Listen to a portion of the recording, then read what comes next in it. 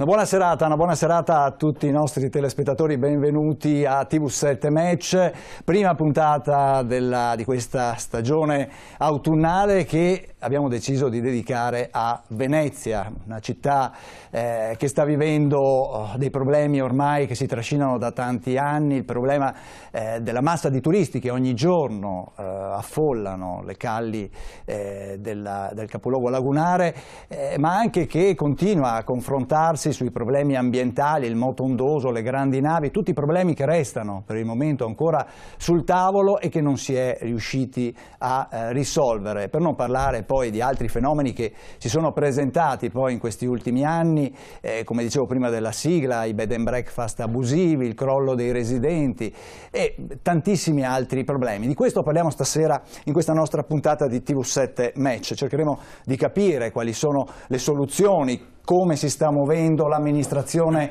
comunale, se ci sono spiragli di luce nel futuro di Venezia. Ne parliamo con gli ospiti che ho in studio, ve li presento subito, inizio dalla mia sinistra. Abbiamo Daniele Tiozzo, è un gondoliere. Buonasera Daniele, grazie di essere qua nei nostri studi, e anche un collezionista d'arte. Dopo parleremo anche di questa, della collezione Tiozzo. Al suo fianco Gianangelo Bellati, ex candidato alla poltrona di sindaco a Ca' Farseti. Buonasera Gianangelo, grazie anche a te di essere qua. Al suo fianco Ivone Cacciavillani, avvocato. Buonasera, grazie di essere qua anche a lei. Il nostro editore Ermanno Casen, buonasera Ermanno, e grazie anche a te di partecipare a questa trasmissione. Luca Azzano Cantarutti, Indipendenza Noi Veneto, buonasera avvocato, grazie Luca anche a te di essere qua. E poi Daniele Miotto, vice direttore dell'Associazione Veneziana Albergatori. Buonasera Daniele anche a te e grazie di aver aderito al nostro invito per parlare di Venezia, dicevo, con i tanti problemi che si trascinano da anni e che non trovano soluzione. E io direi, prima di iniziare a dibattere, di ascoltare questo breve pezzo di un servizio che è stato realizzato, ma ve lo dico dopo, ascoltiamolo. Per Venezia è squillato in Italia il campanello d'allarme. La città è in pericolo. Il moto ondoso provocato dai vaporetti corrode le fondamenta dei suoi palazzi. Le ondate ricorrenti del turismo di massa corrodono le sue tradizioni di città cara al turismo di classe. Se ne parla in ogni riunione, se ne discute alla Camera, si polemizza sui giornali. Un notissimo antiquario, Anacleto Frezzati, da buon italiano lamenta l'assenteismo delle autorità. Vede, caro signore, su questa nostra bellissima città di Venezia tantissime cose si potrebbe fare, si potrebbe dire e chiedere alle autorità un po' più di interessamento e di chiedere di tanto in tanto, specialmente a noi antiquari, qualche consiglio. La vendita all'asta di Palazzo Labia è stata la goccia che ha fatto traboccare il calice dell'amarezza dei veneziani. Un altro antiquario, il conte Alvise Barozzi, ci dice in un suo sfogo appassionato: penso che è stato un vero errore liquidare Palazzo Labia in così breve tempo. Infatti sarebbe stato un ottimo museo per la città di Venezia. Era uno di pochi palazzi in cui veramente si riviveva lo spirito settecentesco della nostra città. E come museo sarebbe stato interessante per i cittadini della città e soprattutto per i forestieri che avrebbero avuto la possibilità di rivedere una casa come nei tempi antichi. Quali forestieri però? Quelli di un tempo, quelli che venivano a respirare l'aria romantica di una Venezia reclamizzata dalla letteratura e dall'arte, o quelli di oggi, che arrivano in carovana, percorrono la città di corsa, pilotati da una guida frettolosa e approssimativa, e ripartono per fare un'altra scorpacciata, un'altra indigestione di monumenti e di bellezze naturali.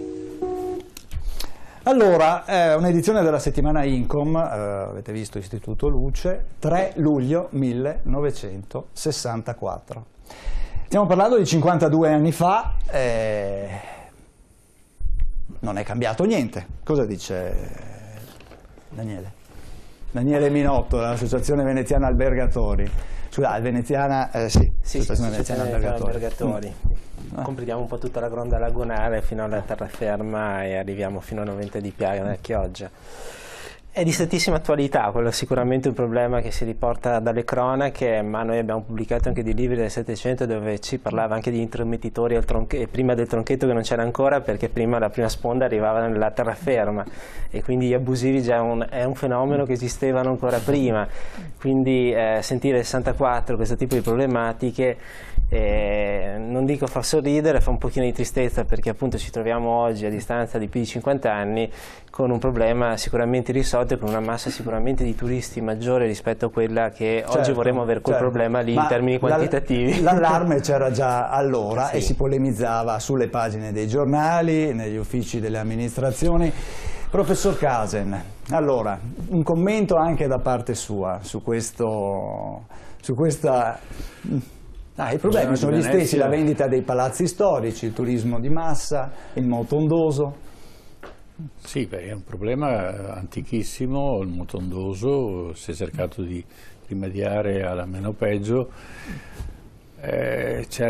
Sono subentrati soprattutto all'inizio del secolo scorso dei fattori che non erano previsti, per esempio l'utilizzo dell'acqua sottoterra, cioè si estraeva per alimentare le aziende di Marghera nei primi anni del secolo, si estraeva l'acqua dal sottosuolo perché si pensava che tanto ce n'è, e invece questo determinò un abbassamento della falda e un abbassamento del terreno e era uno sprofondamento di Venezia. Questo fu uno dei motivi per cui Venezia cominciava ad affondare. Poi ci smisero questa cosa, ma comunque non abbiamo avuto una classe politica, parliamo ancora del secolo scorso, all'inizio, cioè negli anni 20 e 30, non abbiamo avuto una classe politica che aveva capito che cos'era Venezia. Voleva trasformare Venezia in un centro industriale, perché l'industria sembrava fosse il futuro di questo paese. In effetti crearono invece un mostro, un inquinamento mostruoso che esiste tuttora a Venezia con Marghera, e lì si produsse tutto e il contrario di tutto di quello che non si avrebbe dovuto fare. Questo è uno degli aspetti. Poi naturalmente il clima cambia e quindi il mare si alza, e questo è un altro problema, quindi poi ci sono le maree. Poi c'è stato il grande disastro del 1966 che ricorre quest'anno il 50° anniversario, dove l'acqua arrivò a 4 metri all'interno della laguna di Venezia. E questi disastri che continuano non hanno avuto dall'altra parte, da parte dei politici, una capacità di saperli gestire, cioè di saper affrontare i problemi. C'è sempre stata una sorta di assenteismo nei confronti di Venezia, perché Venezia c'è sempre stata, ci sarà sempre, invece non è così. Perché le case a Venezia crollano se non vengono manutenzionate come tutte le altre case del mondo. Perché Venezia, le case di Venezia sono bagnate dall'acqua e di conseguenza hanno un deterioramento molto più rapido, perché non abbiamo avuto una classe politica negli ultimi 150 anni che abbia saputo capire che cos'è Venezia. Il danno maggiore di Venezia fu l'annessione all'Italia, non tanto perché siamo contrari a questo tipo di scelta politica che è avvenuta in tempi non sospetti, ma perché Venezia fu decapitata della sua storia. Anche nelle scuole non si insegnò più che cos'era Venezia, non si sa che cos'è Venezia, cosa ha rappresentato Venezia nei secoli e nei millenni passati, e oggi ci troviamo di fronte a una memoria storica praticamente assente. E in questo chiederei all'avvocato di aiutarmi a raccontare che cos'era Venezia quando Venezia imponeva lo zecchino, il ducato, e faceva testo e era la base aurea dell'Europa. Nel Settecento, inizio del Settecento, Venezia aveva il 25% di tutto l'oro esistente in Europa. Questo dà un'idea, perché se no non riusciamo a capire che Venezia è nata nel fango. Cioè, come si fa a costruire una città dove non c'è nulla? E tutto quello che c'è a Venezia è stato portato da centinaia o addirittura migliaia di chilometri, compreso il santo, San Marco. Allora, Ivone Cacciavillani ci racconta un po' della storia di Venezia, di com'era, di quando c'era lo zecchino, questa grande ricchezza di Venezia. Beh, insomma, potrebbe essere temerario pensare di fare 1500 anni di storia certo. in 5 o 10 minuti, infinitamente più quello che non si dice e che andrebbe detto rispetto a quello che si può comunque dire. Venezia, diceva benissimo il professor Cesing, è una cosa. Io contesto la sua affermazione all'inizio che Venezia sia capitale del Veneto. No, Venezia è una grande, splendida portaerei che si è trovata ancorata in quel posto.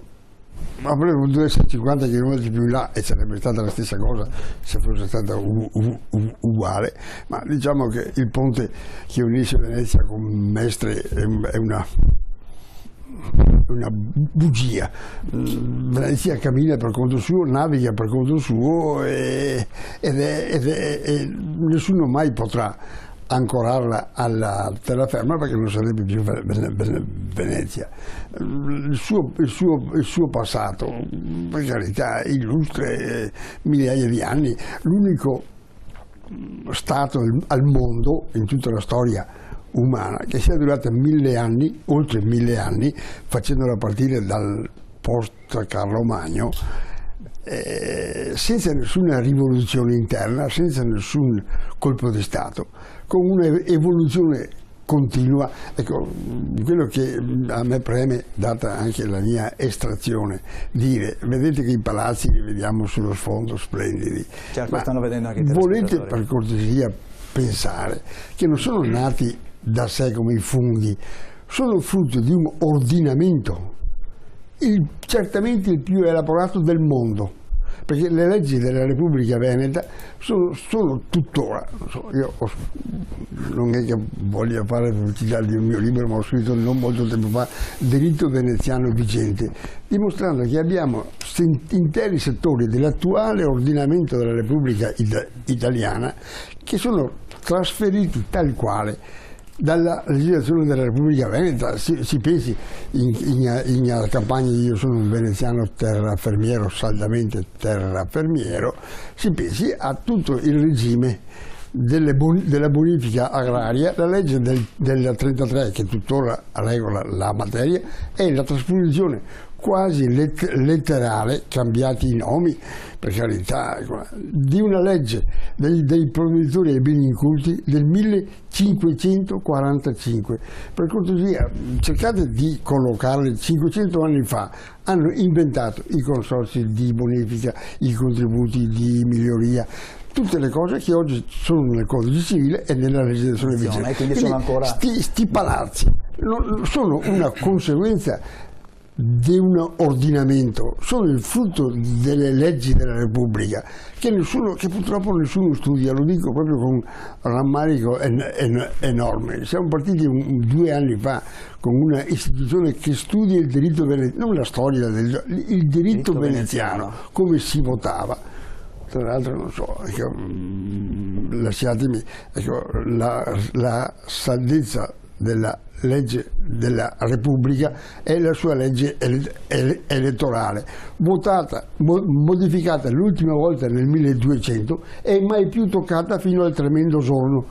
Per i non addetti, il tremendo giorno del 12 è quel 12 maggio del 797 in cui, per voto in maggior consiglio, non per conquista, Venezia ha deciso di scomparire, proprio di non esserci più come Stato, come assetto. Ecco, signori, descriverlo non è assolutamente possibile, bisogna dedicarci, ecco, soltanto avere l'idea precisa. Vedete, ammirate i palazzi, ma sareste orbi se non studiaste le leggi che hanno consentito che i palazzi nascessero e diventassero quello che sono. L'ordinamento val più del monumento. Certo, certo. Gianangelo Bellati, lei è veneziano, anzi tu sei veneziano, abiti nel centro storico, allora io dicevo, come si vive in centro storico? C'è questo calo che continua dei allora, residenti. Sì, bravissimo, volevo proprio arrivare a questo, perché in quella bella trasmissione che è stata fatta all'inizio, l'anno del Signore 64, io avevo 3 anni e mi ricordo che questi problemi li ho sentiti sempre ripetere, però quello che è venuto fuori, soprattutto verso la fine degli anni 60, è stata la diminuzione sempre più forte di residenti. Questa è una crisi epocale della Venezia moderna, collegata poi alla crescita di Mestre dall'altra parte, collegata anche al fatto che piano piano tantissime attività produttive e quindi posti di lavoro uscivano dalla città portandosi dietro anche le persone. Dall'altra parte molti spazi venivano presi dal turismo, ma all'epoca, anche se protestavano in quel brano televisivo, in realtà non era un turismo così devastante. Poi, fra le altre robe, era concentrato in alcuni mesi dell'anno. Io mi ricordo c'erano dei periodi lunghissimi dove si stava anche troppo tranquilli, forse. Quindi quello che è successo è stata la cosa peggiore che può capitare ad una città, e cioè l'uscita della popolazione, la perdita della popolazione. Pensiamo che da quel periodo lì, che eravamo sui 150.000 persone, Venezia nei momenti di gloria ha superato i 200.000 abitanti, siamo scesi oggi di 2/3, siamo a 50.000 abitanti. E allora cosa bisogna fare? Bisogna fare un'analisi seria, quali sono le cause, quali sono le ragioni, perché si è arrivati a questo e perché per 40 anni i problemi non sono stati, di più di 40 anni i problemi non sono stati risolti. Sicuramente qualcosa è legato al fatto, e qui dopo lascio la riflessione, però è legato al fatto che l'acqua, la laguna sono stati la difesa naturale di Venezia. Venezia ha potuto crescere nella pace, difesa da questo muro d'acqua, da una flotta potentissima, quindi nessuno riusciva ad arrivare fino alla città. Solo i genovesi erano a un certo punto riusciti, ma alla fine sono stati bloccati, per cui era come una muratura intorno che la proteggeva, ed è potuta crescere in pace e produrre leggi incredibili. Oggi l'acqua invece è diventato un problema. Perché? Perché per arrivare a Venezia devi lasciare la macchina, devi scendere dal treno, non puoi arrivare sotto casa con la macchina, hai dei costi maggiori per la manutenzione dei trasporti pubblici, hai costi maggiori se vai in giro in barca rispetto al fatto che se vai in giro in macchina. Hai costi maggiori perché se devi trasportare le merci costano di più. 1 chilo di pane costa anche fino a 2 volte quello che costa nella cosiddetta terraferma. Quindi ci sono costi di vita maggiori, sia per i cittadini che per la gente che ci abita. Ecco perché Venezia dovrebbe essere una città speciale, a statuto speciale, oltre quello che è l'esperienza di Bolzano, Trento, ma già quello sarebbe sufficiente se vogliamo rimanere nell'ambito del nostro ordinamento anche costituzionale italiano.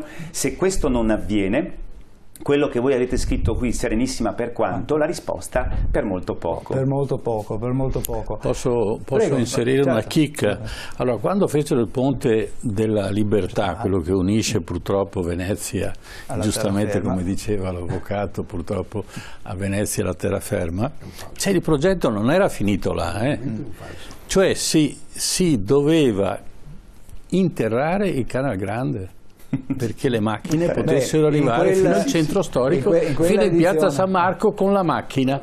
Avete capito l'intelligenza del secolo scorso di taluni progettisti e taluni architetti? Certo, non abbiamo trasmesso tutto quell'edizione della settimana Incom, ma all'interno c'era anche un'intervista a chi diceva che era urgente fare la sublagunare. Già allora se ne discuteva. Sì, quindi, certo. Tanto per dire. Volevo far intervenire invece Daniele Tiozzo, gondoliere e collezionista d'arte. Questo per dire che insomma, chi lavora con il remo non è poi così lontano invece da quella che è la cultura anche della città, no? Certo, diciamo che comunque in una città d'arte bisogna anche capire qualcosa d'arte. Io sono fortunato perché alla fine la mia famiglia aveva una collezione d'arte di un pittore veneziano e quindi ho proseguito un attimino con la passione dell'arte e adesso lo sto promuovendo un attimo, anche perché i pittori veneziani sono stati anche trascurati un pochettino, oltre alla città che è trascurata, anche i pittori, e quindi lo sto promuovendo. Ho fatto delle mostre, adesso è in atto una mostra alla Villa Fiorita a Treviso, chi volesse passare di là e vedere le opere. Certo. e quindi niente, faccio il gondoliere anche di passione. Allora, veniamo a questo lavoro, lo stiamo vedendo anche nelle immagini. Il gondoliere è assieme alla gondola il simbolo di Venezia, però vivete in prima persona, insomma siete il front office con i turisti. Esattamente, no? Noi viviamo la strada di Venezia, cioè i problemi li abbiamo sotto il naso tutto il giorno, nessuno come noi. Siamo fermi 10 ore al giorno sulla strada o nell'acqua, certo. Quindi le problematiche di Venezia sono... Oggi i gondolieri che vengono dalla terraferma arrivano a Piazzale Roma piuttosto che in stazione e vi trovate assieme a chi? Esattamente, io sono uno di questi che è andato a abitare in terraferma, quindi a Piazzale Roma mi trovo i mendicanti, mi trovo i vucumprà che iniziano la giornata come le inizio io di lavoro e vanno nei propri posti di lavoro e poi ci incontriamo durante il giorno. Certo, e questo è l'altro grosso problema, quello del decoro. Dopo sentiremo l'assessore al turismo Paola Mar. Luca Zano Cantarutti, allora abbiamo detto parecchie cose, non siamo ancora entrati nel merito del problema vero, perché in questo periodo si parla del turismo di massa, c'è chi parla di mettere un ticket, chi di chiudere la città, i semafori e quant'altro. Non è l'intenzione, lo anticipo già, dell'amministrazione comunale comportarsi così, però chiaramente forse si comincia, speriamo, a ragionare in questi termini. Qual è la sua opinione? Ma guardi, dobbiamo ancora entrare, come diceva lei giustamente, nel merito delle questioni. Io ho già riempito la cartellina di appunti perché ho sentito toccare molti temi, su alcuni dei quali sono d'accordo, su altri un pochino meno. Sono assolutamente d'accordo su quello che diceva il professor Casin prima, in ordine al fatto che 150 anni fa cioè con l'entrata, con l'annessione del Veneto all'Italia, quindi di Venezia all'Italia, si è innescato un meccanismo per cui si è sovrapposto a un sistema di vita che era ancora veneziano, nonostante l'Austria fosse in quel momento dominante a Venezia e nel Veneto, ma si è innestato un sistema di vita e un sistema giuridico, come diceva prima l'avvocato Cacciavillani, che nulla aveva a che vedere con quelle che sono gli usi, le tradizioni, ma soprattutto le esigenze della città di Venezia. Perché non è proprio vero che Venezia sia rimasta immune da colpi di Stato e quant'altro. I primi dogi, partiamo dall'elezione del primo doge 697 d.C., Paoluccio e Anafesto, i primi dogi finivano o ammazzati o accecati. Però per un secolo basta. Sì, per un secolo e mezzo circa. Però ma le do ragione, nel senso che poi Venezia ha saputo creare una serie di norme, una serie di anticorpi a quelle che erano le influenze prima feudali.